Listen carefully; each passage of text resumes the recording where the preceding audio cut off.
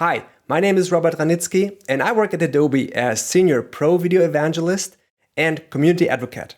Welcome to my session, Elevate Your Video Workflow with Premiere Pro and After Effects.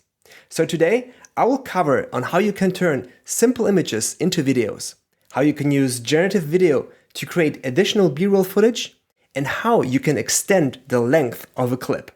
I'll also talk about media intelligence and the new color workflow, as well as take a look at some cool 3D features in After Effects. So let's get going. So I would like to start with my Icelandic film that I call The Land of Fire and Ice. And I went to Iceland twice and captured some amazing footage and videos. And truth be told, there were some stops where I simply forgot to take videos. Only photos is what I have. So in this instance, you can see that horse. We can scrap through some of the footage. Beautiful landscapes. It was really epic. But for this shot, it's only a couple of images that I have of these beautiful horses. Now I would like to turn that image into a video. And for that, I can go to my browser and on firefly.adobe.com, I can choose the tab Video and then Image to Video. Right here, you're able to select the aspect ratio. You can choose from widescreen to vertical. 24 frames per second is always set, but you can choose the shot size, camera angle, and some motion. But in this case, we're going to use a reference frame. So I'm going to upload the very same photo of the horse. And now, of course, all the camera angles are grayed out because obviously we are defining the angle with the image. However, we're able to add motion to the camera, like zoom in and zoom out. I'm going to leave it as it is right now. I'm just going to enter my prompt, a cinematic shot in an Icelandic landscape with a beautiful horse with some wind gently blowing. And I'm going to click on generate, and it typically takes about 90 seconds for it to finish. So we're going to speed that up a little bit and check out the result.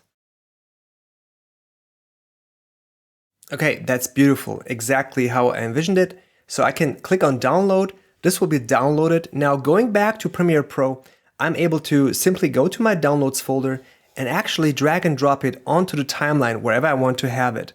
So let's just put it over here and make it a little bit shorter, and let's play it back.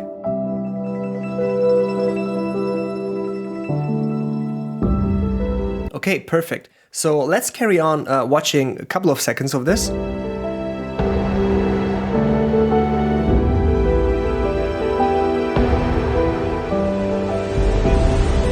Okay, so here's another example. Again, I was at this beautiful black sand beach, only a photo, but now I can turn this photo also into a video. I've done that already, adding some motion to that with some sound effects. It will totally sell the idea. So let's check it out. Okay, that works nice. Now, for this shot, you can see two whales swimming in the sea. It looks beautiful, but I would like to have a shot that actually shows the whales from within the water. So let's check it out. Go back to my browser, and I'm gonna get rid of the reference frame. I'm gonna get rid of the prompt, and I'm gonna type a prompt in here that says we're underwater in the deep sea, cinematic, slightly below the surface, a blue whale gently swimming. So right now I'm not using any reference other than the simple text prompt to generate the video. So let's fast forward a little bit and let's check out the result. Okay, so here's our whale swimming. Yep, that looks beautiful. So let's just download this one and go back to Premiere Pro. And again, from our downloads folder, I'm going to drag it directly into our clip here. So let's check it out. Maybe a little bit shorter.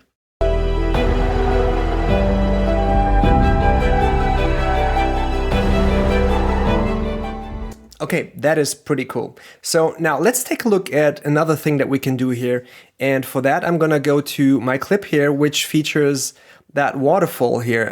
So I think it was a little bit further ahead. Here we are. So this is the waterfall shot that I have. It looks pretty cool, but I have a little problem with this one. And the problem is that it's a little bit too short. Now I want to extend it. And the way I can extend it is by going in and selecting the clip and choosing the AI Generative Extend feature.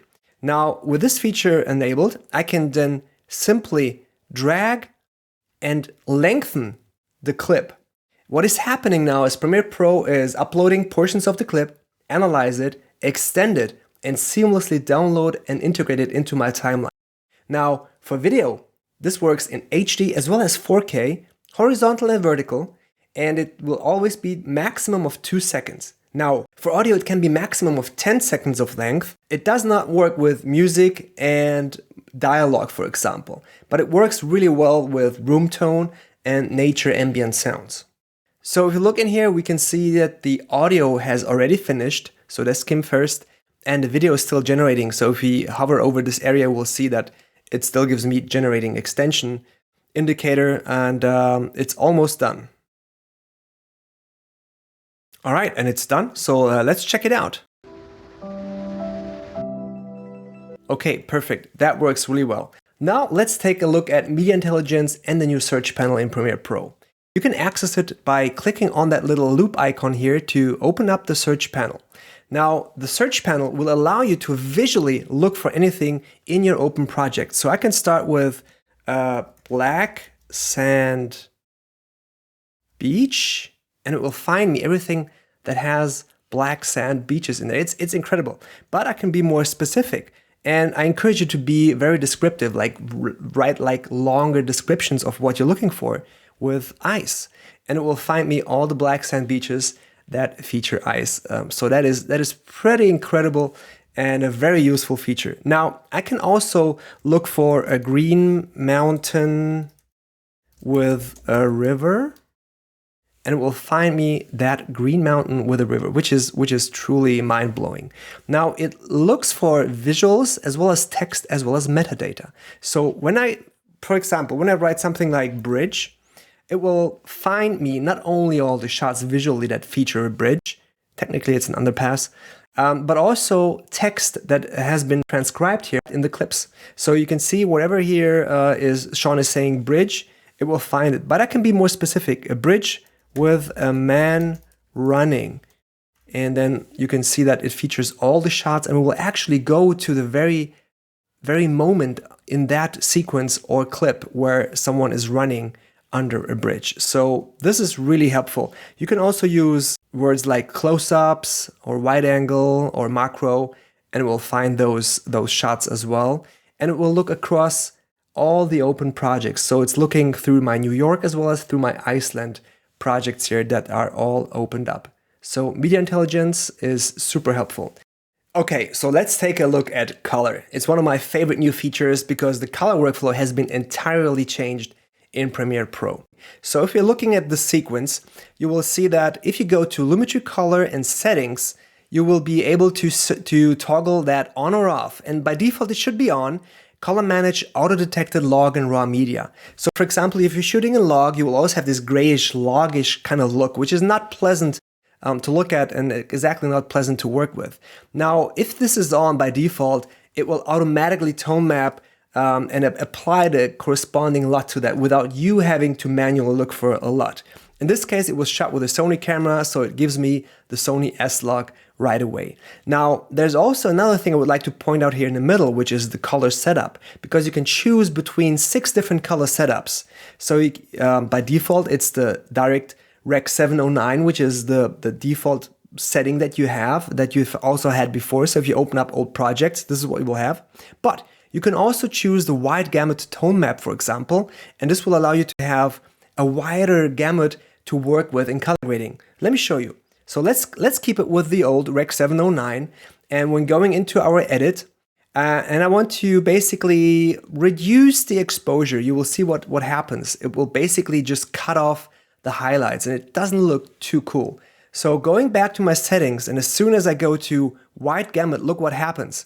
All of a sudden, all the highlights are popping back in, and you can work with those to actually fine-tune the highlights even better than before, so you can have like a really nuanced image that looks much better and benefits of the higher color dynamic that you have here to work with your shots. Now, looking at a different sequence here, again, this was filmed in New York, so again, completely in log. If I enable the color, manage auto-detected log media, this is how it looks. And this is actually also true for any clip that you have in the sequence. And it even works with iPhone footage. So for example, this was shot with the iPhone in log. And if I enable that, you will see that it will also recognize Apple log Rec 2020. And I'm mixing different color spaces in here. Now, being able to color grade that much more finely allows me to really quickly create a really cool look. So for this one, I want to crank down a little bit the highlights and make this kind of like this coolish blue. And in midtones, adding some green, and in the highlights, some warmth. So we can get that really cool New York look for this shot really quickly. So it's a lot of fun to work with color, and that's the new color workflow for you. Now I think it's time for some After Effects, so let's dive in. One of the things that I really like about After Effects is working with 3D assets. Now, we've been able to import GLB, GLTFs, and OBJ files for quite a while. Now we added FBX files, which means you can even use more 3D objects that you can download and buy separately to actually import into After Effects. One thing that I would like you to check out is Mixamo, which is actually also an Adobe service. It allows you to browse different animations and pair those animations with characters like with the zombies. You know, I love spaceships and monsters, so of course I had to go with this character, and I can download this character as an FBX file, including the animation. Now, after downloading that, you can see that I have this little image here, which is an Adobe stock image just of this stage here, and I can add the FBX file right here, so I can navigate around. And looking at the animation options for this FBX file, you will see that I can open up the Mixamo animation track and play that back, and now you can see our monster dancing as, of course, it should. Now, this looks not too realistic because it's missing light and camera, so let's go ahead and add a quick camera to that. Let's use the default and go to layer and also add a light. And let's make this an environment light and make sure that we are casting shadows. Now, as soon as that is on, you will see that as soon as we rotate the light, this will look dramatically different because it's using an HDR to light our character. Now, we're still missing a layer for the shadows. So for that, we're going to go to Layer, Solid, and we're going to create a shadow catcher. Now, I need to turn this layer 3D. So of course, the shadow has to work in the proper angle. So I need to turn this around by, let's make it, I think 90 degrees.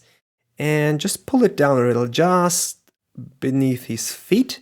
And of course, we still need to adjust the camera. So I'm going to hold down the C key to get to the camera control. And I'm just going to make sure that it's kind of aligned with the perspective. And now you can see that the layer is still hiding actually the actual floor. So for that, I go to the layer properties, to the material options, and click on accept shadows only. That means that we are only seeing the shadow and nothing else from that layer. And now all we have to do is go back to the light and reorient the light so it's actually matching the backlit scenario that we have here, and maybe adjust it just a little bit upwards so it's just below his feet.